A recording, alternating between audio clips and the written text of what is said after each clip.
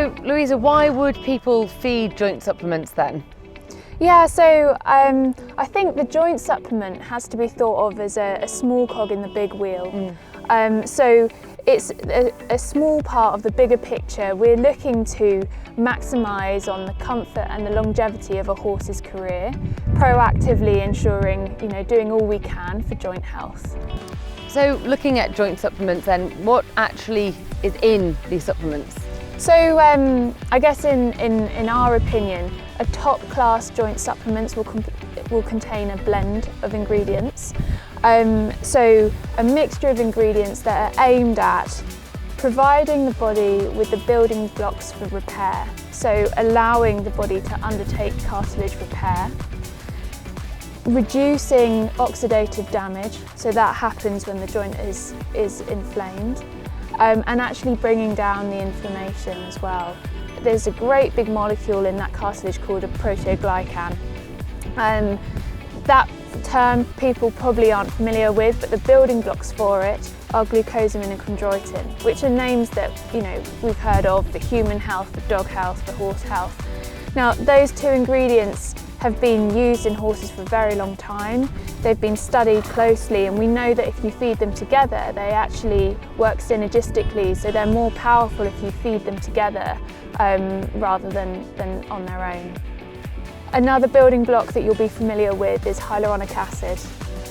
So hyaluronic acid can be injected straight into joints, or we can feed it orally.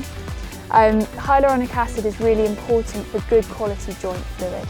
So the joint fluid sits within the synovial capsule.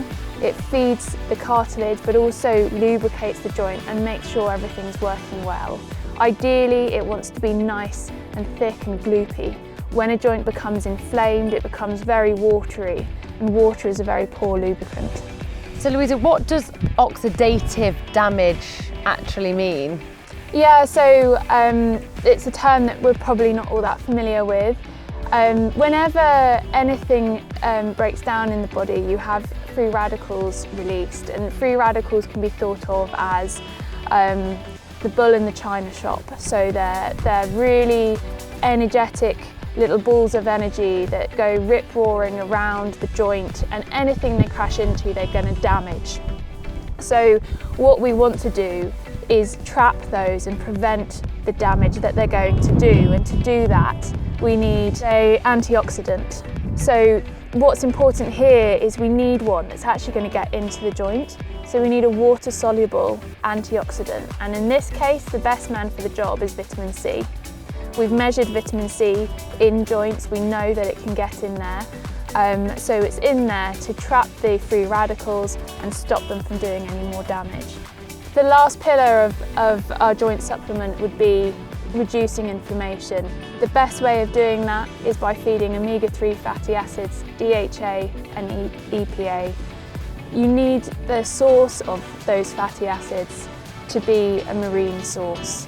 That's the only place where we find them in large amounts, and the body has a very poor ability to convert other omega-3s into DHA and EPA.